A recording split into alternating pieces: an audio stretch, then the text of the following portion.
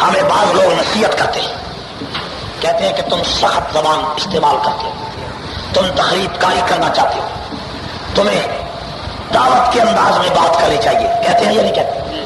اور وہ کیا کہتے ہیں؟ دیکھو یہ قرآن کہتا ہے ادعو الی سبیل ربک بالحکمت والموعظۃ الحسنہ، کہ دعوت اچھے طریقے سے دو اور اچھے طریقے سے تبلیغ کرو۔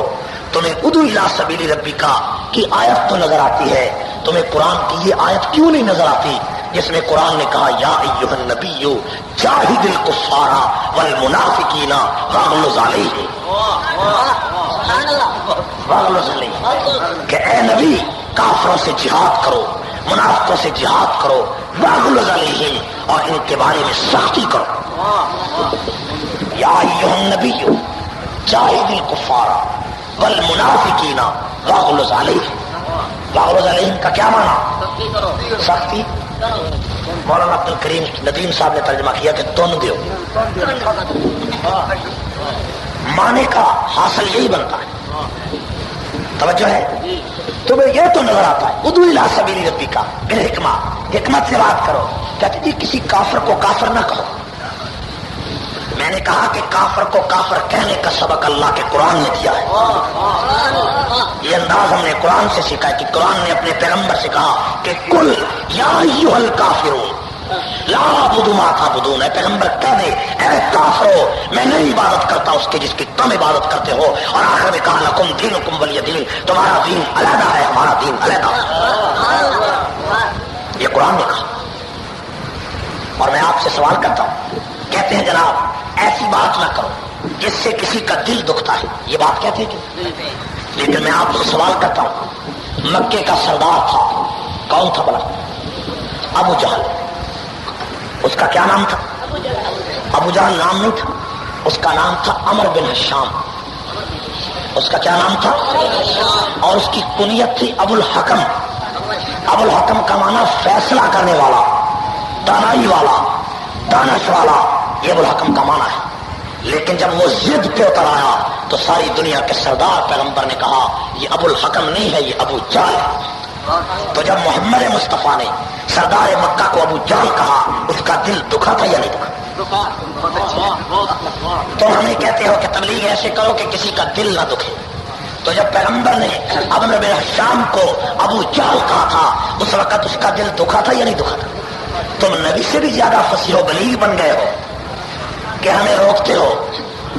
تمہیں وہ واقعہ یاد نہیں آتا کہ اللہ کا پیغمبر ابراہیم رب واڑے میں چلا گیا اور رب واڑے میں جا کر کسی رب کا ناک کاٹا، کسی کا کان کاٹا، کسی کا ہاتھ کاٹا، کسی کے پاؤں کاٹے یا نہیں کاٹے؟ اور قرآن نے اسی انداز کو کہا فجعلہم جذاذا، فجعلہم، کہ ابراہیم پیغمبر نے ان کے خداؤں کے ٹکڑے ٹکڑے کیے، ان کے خداؤں کے ٹکڑے ٹکڑے کیے۔